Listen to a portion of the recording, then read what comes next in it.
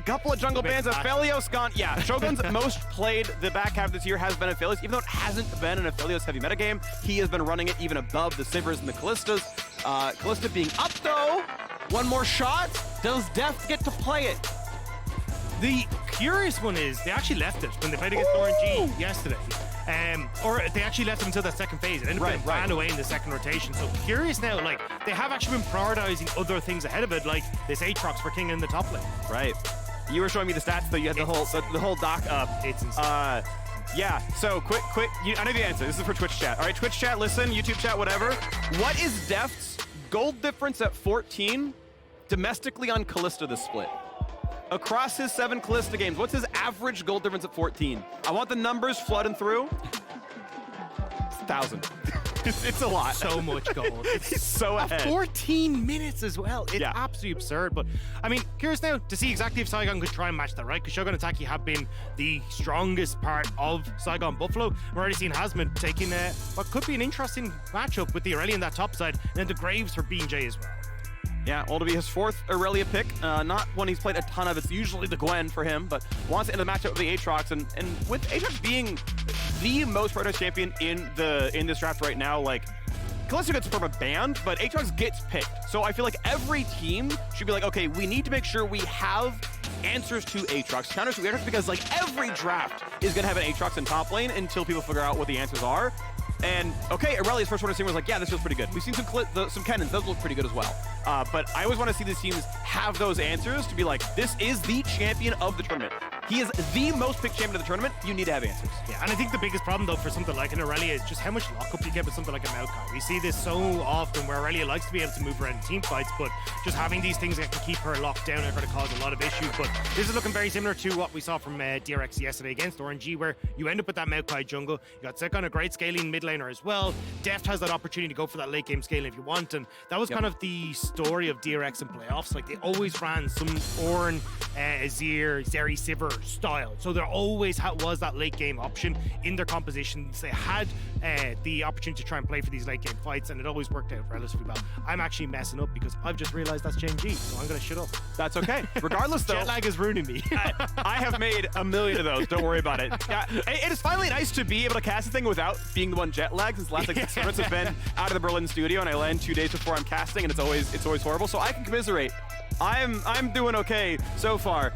You'll get there. It'll take you a couple days, but you'll get there. But Froggy is all about, he interviewed actually yesterday about why he picked Zach in the mid lane, and it's like, yeah, I want to push my lane and then go roam and do stuff. Like, you look at his champion pool, Talia, Lissandra, Galio, Seraphine, and then, you know, Zach yesterday. Like, this is the kind of play he wants to go for. I am a Galio. Yeah, really, you're gonna go do some stuff. I will be here to help. If Maokai jumps on you, I'll just give you the shield and we'll kill him together. It's no big deal. Yeah, and I think Saigon have been the team that are most willing to experiment, right? Like, even look back at MSI, there was the maybe not so remember Malzahar pick for Froggy, but even when they came back from MSI, they're playing Shyvana mid, they're playing Mordekaiser in the jungle. They had a ton of these picks that they were willing to try and flex a bit with, and we're starting to see that creativity once more with, as you say, the Zach pick, now the IRelia coming into the top lane, and I think it's really cool to see that they're willing to bring it out on the main stage against some of the best teams in the LCK. I will say, more jungle, incredibly underrated. Yeah. I think that champion is awesome, and especially as a counter pick to Yuumi, because you just ult whatever her target is, and then she pops off. And if you have, like, I don't know, you just CC it, you just dies. It's great. You put it with Talia, you put the carpet down, and then you pop off. Yuumi literally can't get away. If she has a teammate, she just takes the rocks and dies. You just kill Yuumi for free in every single team fight. It's great. That is beautiful. Anyway, what we actually this doesn't matter. We'll get back on topic here. Bans that come through. Kallista is banned away. DRX have not prioritized Kallista as a top 3 pick in both their games so far. Xayah comes through as a big AD carry pick. Aphelios, MF, Caitlyn, Kaisa, Xayah, or Kallista off the table. Xayah's number 6. Deft goes to his trademark ezreal, and we get to find our final pick here for DRX. Yeah, and I think, again, great team fighting here for DRX, right? I'm not the biggest fan. I was going to say the Tahm Kench. I think I would have preferred to see them that could be a little bit more proactive on the map, like the Leona or something along these lines. Like, yes, not great against the Xayah specifically, but if you can start to roam around the map, maybe like link up with Kingen in the top lane, I think you can have a little bit more of a proactive time, but I think it still should be fine. A lot of what Saigon Buffalo are trying to do is just dive into the back line with the IRelia, set up with the Galio, so have that Tahm Kench for safety is all right. Yeah, it feels like they're just trying to cover all the possible bases here. And this is interesting because, okay, never mind. We get the Renata Glasc coming through. 8 picks on the split for Taki, counting worlds. And yeah, let's them cover all the bases for BeryL, right? Where it's like, okay, everyone picks their own champion, by the way. Always interesting when there's no swaps here for DRX. But we already have the engage. We have a Maokai. We have the backline. We have Azir and ezreal. We already have silent control. So just make sure they really can't die. We're going to be okay. So yeah, takes the defensive option. I can see it. And it's very different on the opposite side. Like, you actually don't have a great engage, right? It's like ADC going, catch me. She sends it Galio, let's go. The team. You know, I don't know. It means that there's a lot on Hasmed now to try and find like decent flanks. Like, yes, you've got a very, very situational ult for Taki there that he maybe can try and find something if you're all grouped up in a pit, but sure, it's so awkward to try and find these engages. So Saigon really needs to make sure that they're getting towards objectives first, like getting the opportunity to flanks. Otherwise, DRX have just such a good way of controlling the tempo of fights, and even, you know, being able to base check with Maokai is so good. And it kind of reinforces what's good about the Tahm Kench here. Like, they have the better poke. Like, draft 4 and 5 are really good for them, where it's like, oh, you have a support pick left, but you don't have engage yet. I mean, maybe you assume they're going to pick a Leona here, but you're like, well, Zio's going to poke. Cool, we'll go Ezreal, he's going to poke. All right, find a way to get in on us. And if you do, here's Tahm Kench. Oh, you Leona ulted somebody, you not ulted someone? Now we Tahm Kench them. You still have no engage. Cool, we ult for ult. Hey, we're still poking you, by the way. See ya. And I'm like, oh, this comp is just like, if you don't get behind, what do? Yeah, I mean, nailed it. I mean, I'm actually quite worried for Saigon, but the thing is, Saigon have been very, very proactive. They're not a team exactly that kind of... they would not go into the situation where they're behind willingly, let's say. No. So I'm still looking to see exactly what we will get coming through a Froggy, especially in the Galio. I'll be keeping my eyes on him to see if he can try and help out when it comes towards the likes of BeanJ as well, because BeanJ has been quite good at like getting into the opposition jungle, trying to steal away some of these camps, and when you are a Graves against Maokai, that feels like your best way to try and play out this jungle matchup, and using Froggy as that little bit of extra aid whenever you go for those invades. Absolutely. So we are onto the Rift here to see who's going to take this one home. Undefeated teams here in Group B, Vietnam's #2 seed, and as Chronicler famously said, the LPL's 5th seed DRX with a bunch of former LPL players on it. Make sure you tag him and thank him for that incredible analysis. Yeah, I mean, Kingen, Zeka, Deft all used to play on in the LPL, so definitely feels a little bit like, at least in Chronicler's eyes. Right? Yeah. So. And I like to give analysts their credit for the storylines they bring up, so important to do that. But of course, yes, indeed, the LCK's #4 seed is players who come back to Korea and found themselves back at the World Championship here. And I think it's been really cool, especially like, I've kind of been like a secret fan of Zeka for a while. Like when he came in on BeanJ Gaming, he was like Koma's new gift to the League of Legends world. He was like, this is the guy that I want to like mold to almost like what he did with Faker back in the day, right? And I think it's really cool to see Zeka kind of stepping up now and actually bearing that mantle so incredibly well. He's been so good for DRX. Like he was one of the shining lights on what was not a very bright BeanJ Gaming. So I love that we're starting to see him now get his opportunity at the world stage and really starting to show. We get to see what comes through on this game. Quick early trading. Tahm Kench, not much of a brawler at level 1, although with the Relic Shield, it means they can play for level 2 on the second wave, and then if you can land the knockup, you just force the flash. So can be a little threatening there, but normally you expect the double range lane to have some priority. Froggy taking quite a bit of poke here, does not get that melee. There we go. Tags against level 2. Is on the Doran's ring start, so the regen not terribly high, as he's going to be pretty constantly poked here by this Azir, able to land the taunt for a bit of damage, and doesn't mean a ton, but it definitely does deal some damage. Yeah, he's really looking at these minion dematerializers. When you're able to get a couple onto those back minions, means you can one-shot them with your Q, and then you can actually start to have a bit of push in this lane. But until then, you see he's still contesting hard, so BeanJ can go for some grinds. Yeah, Juhan realizes though that even though it's warded, he knows that he's here. He burns Smite on either blue or Gromp, so BeanJ able to get the steal. As Juhan is like, yep, we're just going for a full clear, whatever. We know he's here, but it doesn't really matter.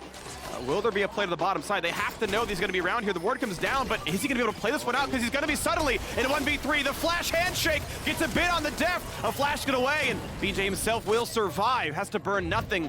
So Taki basically bails out. Great call from Taki. Like, he is the reason BeanJ managed to escape away from that. Burns his flash, putting pressure onto Deft, and make sure that he buys just enough wiggle room for BeanJ to step away. So, at the moment, at least nice job. Is Zeka just going to be a nuisance here? That's not going to stop him. He has a magic shield on, so Zeka doesn't take any terror damage, doesn't really matter, but yeah, that shield is on, means the damage won't stop the recall. Nice attempt, but just in this exact interaction, it means nothing. Yeah, and I mean, look, Zeka not really going to be able to push in this wave, and I think this is a nice job from Froggy in these early stages, like pushing in that full wave, making sure he gets the reset, and he's been a little bit healthier, means that he's actually going to be able to hold on to to control over this mid, even using the Ghost as well to get back to lane in time so we won't even lose out. So I'm curious to see now what BeanJ and Froggy want to try and achieve, because it definitely feels like they're trying to abuse the fact Zeka is low. Yeah, got no mana, but we'll see how many more of the waves he's able to play, of course, once the TP back in at some point. The TP for Froggy forced to buy only boots. This should be the cannon minion. Oh, Q might have been down. Oh, or just really afraid of the trade, but actually loses the cannon on the top side. As BeanJ able to get a scuttle here. Up a camp of the Maokai. But is there even going to be nearly enough CC here? Information known pretty wildly here. Is it going to land the stun to start it out? Nope, saves the E, dashes away. The nose has to press that button again and waits it out well.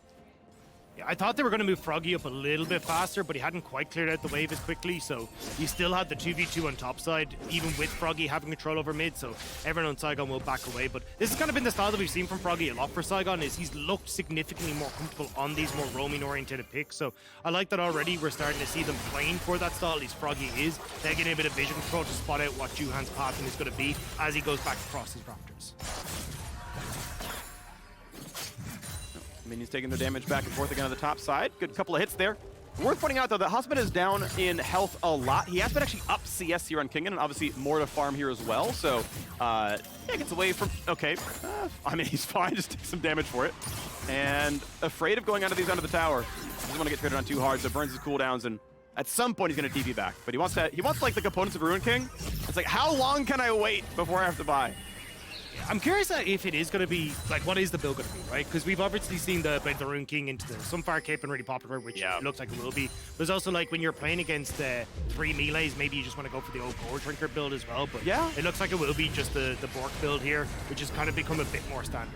I could easily see it being Ruin King and a Bork second. You're probably just doing Sunfire, to be honest. But I can see that functioning if he's doing actually well gold-wise. Let's be a bigger carry. And as you mentioned, yeah, triple melee is always like the Gore Drinker alarm goes off in your head. It's like, but if I could do this, I just feel like he wants the 1v1 so badly that I don't know any fighter players who are willing to skip Ruin King first item. Yeah, true. Like, there's none of them. It's that just the power between those two items is just so insanely strong. It's very strong, yeah. I mean, it got buffed 6 months ago or whatever, and people picking it up on a lot of champions. Like, yeah, this is actually a pretty solid build. Sunfire always was the more damage-oriented tanky one, and yeah, you find the components that work for you, and you get a functional champion at the end of the day. BeanJ wants to come back in. Of course, he knows he countered the red buff a while ago. It's not back up yet. It's going to be around 8 minutes when that one comes, but able to at least get rid of some vision in the opposing jungle.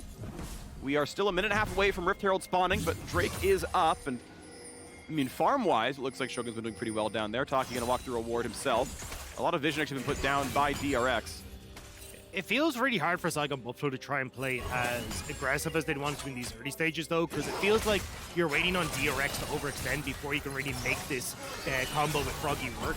Because you don't really have someone who can set up properly, right? Like, Taki can't just flash in on people, or Hasmed can't really go aggressive, so you need DRX to overextend, and at the moment DRX are like, well, hang on, we've got an Azir and an Ezreal. Why in the name of God would he ever try and fight this in the early stages? So I like what DRX are doing right now. Yeah, exactly. Kingen is pushing, basically, and he's been safe. Totally fine, right? Gets this rated Dirk. He's back on the map. He's TP'd about a minute ago, and he's still chilling up there, basically. Pretty equal farm between these two. Is eventually Hasmed will get himself a Ruin King. The spikes will be at pretty similar times. They're getting pretty equal farm, all things considered.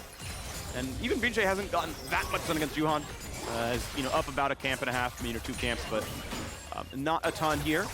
Still would love to see them find a way to get pressure and stack an early Drake if you can make that happen, but it often can cost you a good reset timing. Blue handed over, double camp. Juhan knocks that one down, good job.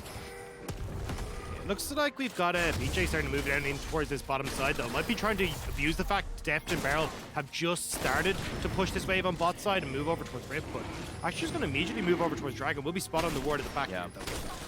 Well, the blue hand over to Azir. That means I think they got maybe one turn at playing for mid lane control first. Actually going to be roamed towards the bottom side, thinking that actually if they're pushing, we can gank them. Is it going to happen though? Level 5 on Tahm Kench, but already Deft walking far enough back. But it's in the top side, it goes even better. The flash follow is enough, and Hasmed gets away from Q2, but not the third one. First blood comes through for Kingen. Great read from Juhan and Kingen. They were like, hey, okay, you're investing on the bot side. We see you at this dragon. Great.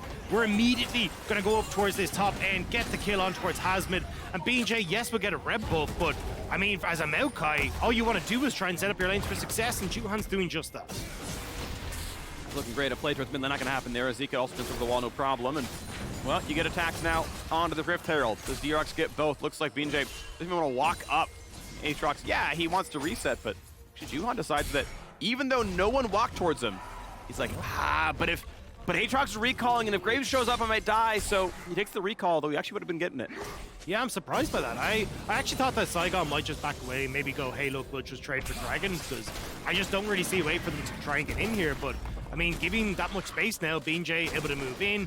He will be spotted here by BeryL, but with the reset from Juhan, and the control that they have over mid, I think this just goes the way of Saigon. If they can buy like 10 seconds, because IRelia is pushing in top wave right now, and Kingen would lose 150 gold just to do anything at all.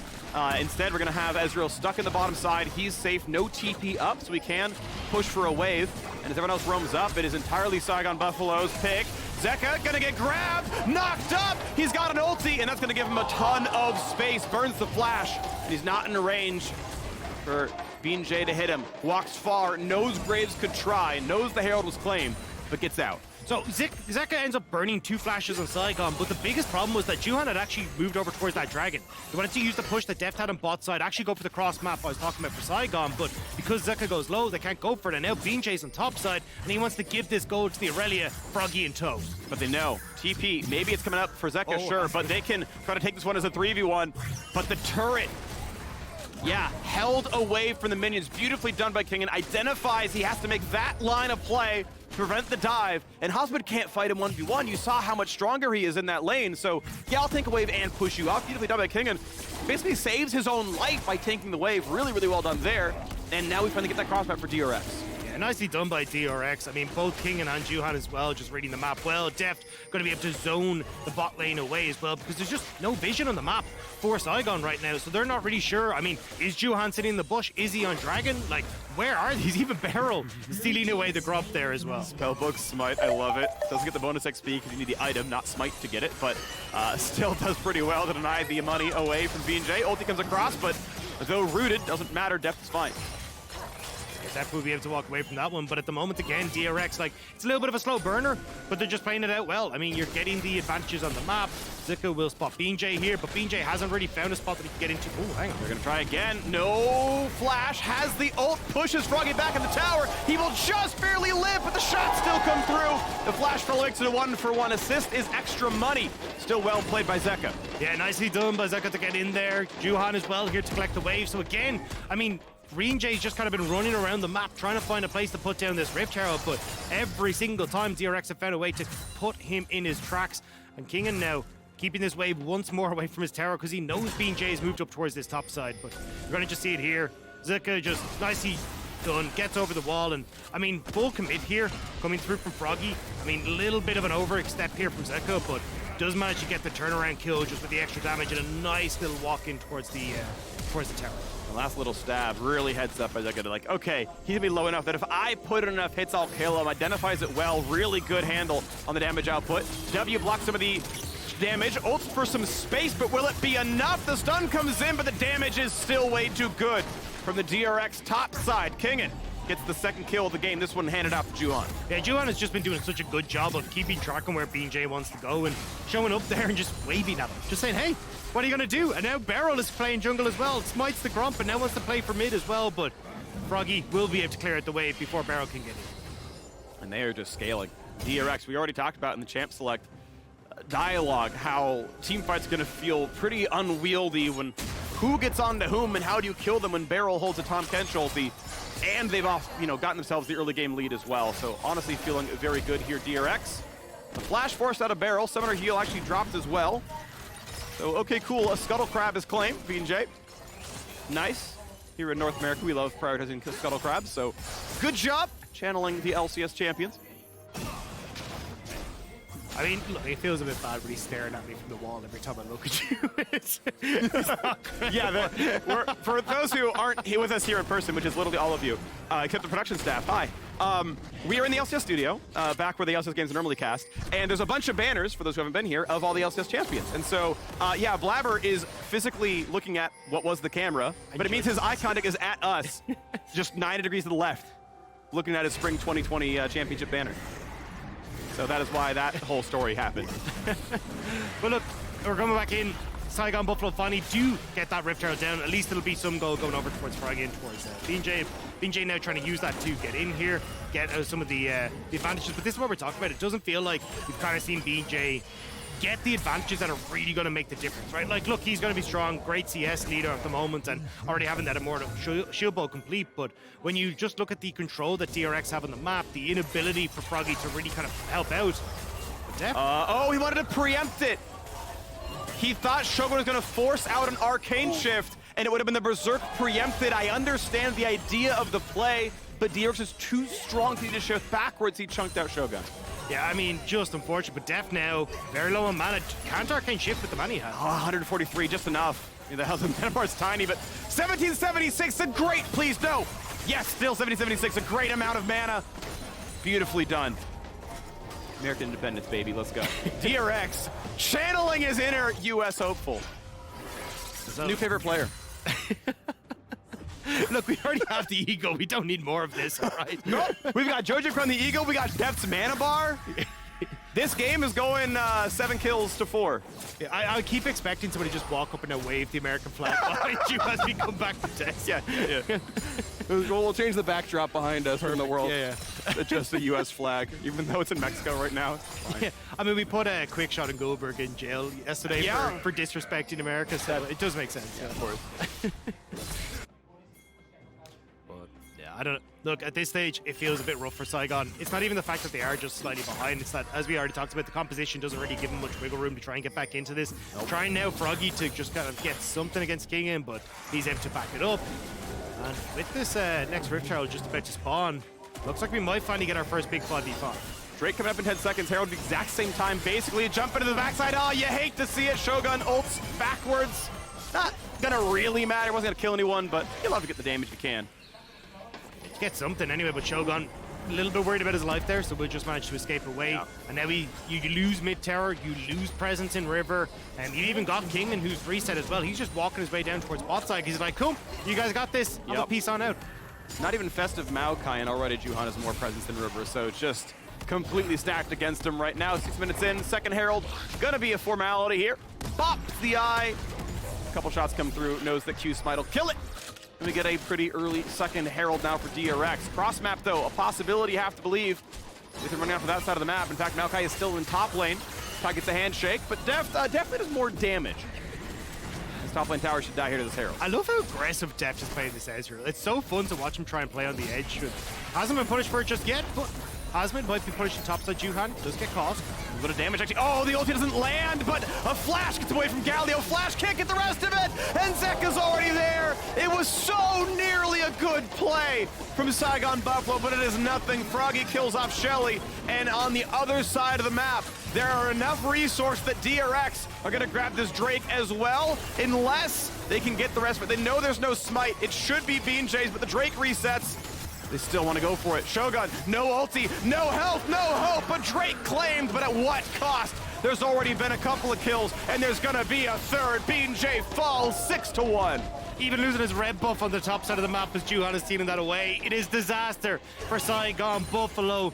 The 4K gold lead now starting to come in for DRX, and that's not even with Zeka who's going to be able to collect this tower on the bot side as well. They've already got the 2 elsewhere on the map.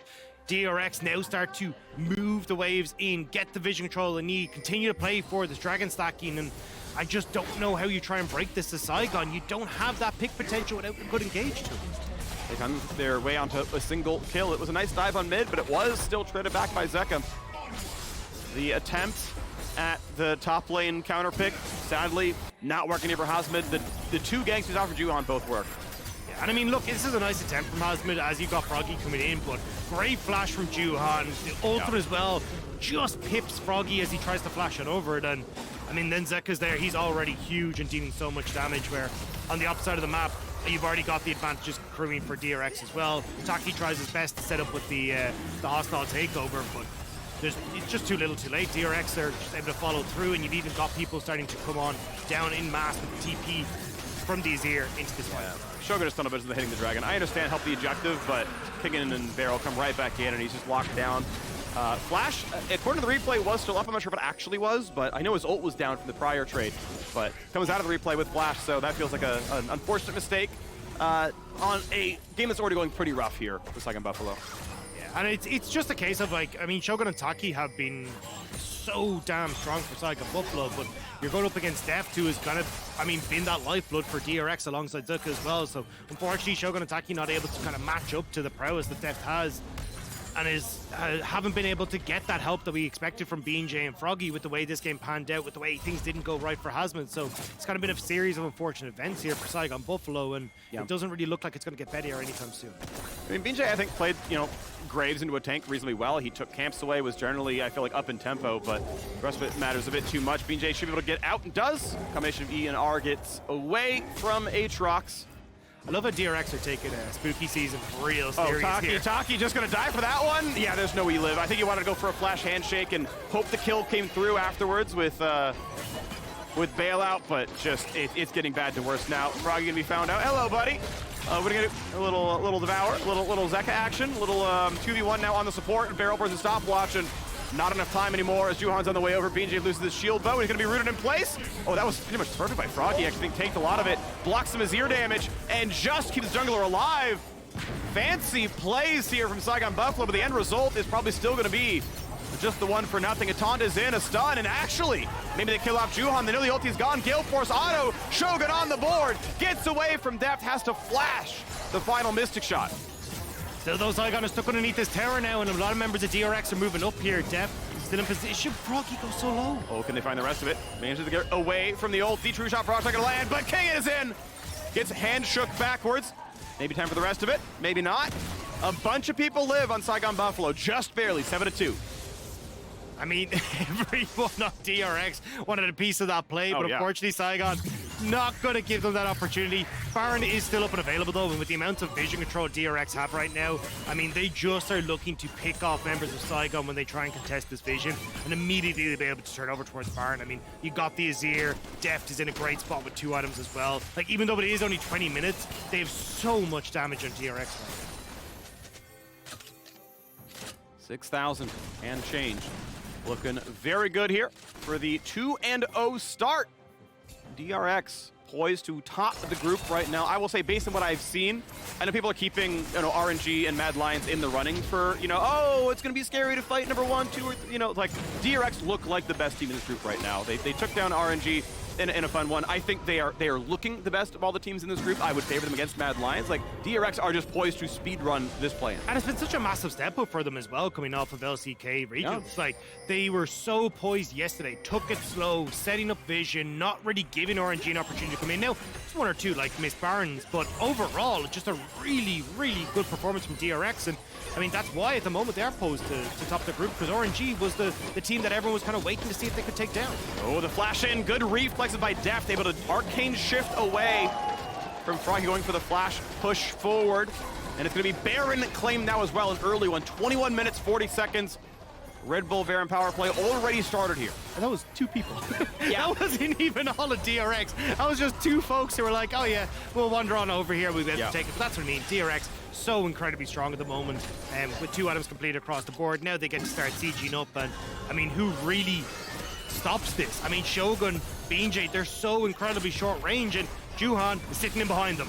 There's the ulti coming across. Shogun should survive this one, but it still means ow on the front line. Hasmed, though, tanky enough. Had gone steel caps, but still walks away in time. I assume has tenacity elsewhere in the build. We look at the bottom side now as Froggy gets to clear the waves, though slowly. Gets rid of the cannon and just tries to hold on. But there was a 70 CS lead across the mid lane here. Zeka is huge. Solo kills the top lane. Turret, he's just gigantic. Yeah, I mean, across the board, right? Yeah. I mean, Kingen is absolutely controlling this matchup against Hasmed. Nobody can really deal with Zeka as well, because yet again, you don't have to. Usually Azir would be like, I'm not really fond of playing inside lanes. There's a lot of people who can catch me, they lock me up, I go down. But I mean, realistically, when you look at what Saigon Buffalo have, I mean, you just get to be a side lane threat now, Zeka, because no one actually has the engage realistically. That's why we keep seeing Taki go for these flash handshakes, because it's just like, we have nothing else to do if we don't actually land these. Yeah, I think if Hasmed were winning his lane, it's like, oh, cool, like, he's got pressure, we can go for the dives, right? But, like, you saw the one time they tried. They send jungle, they send mid, they go top lane, and King goes, you're at 10%, and I'm taking this wave. And they go, all right, never mind, see you. And Drink gets claimed. And if Hasmed were, I don't know how people were saying it, if he were a better player, and he's winning lane against Kingen, or they were able to track Juhan a bit better, because I know the lane went badly because of Maokai ganks, right? It's not just, you lost 1v1, it was a 2v1 a couple of points, right? But like, if that lane goes better, we can tower dive Aatrox, we can tower dive him again, we smash Herald, that kills mid lane, and they can keep tempo going, and their objectives first, and you know, like, then the game goes differently. But the IRelia got to do nothing because Maokai was there twice. And that's the double-edged sword that is this flexibility for Saigon Buffalo, right? Like we were talking about the Shogun and the Mordekaiser jungle, they lost that game, right? Yeah. And now they've brought it this crop as well that ain't looking so hot as the siege continues for DRX.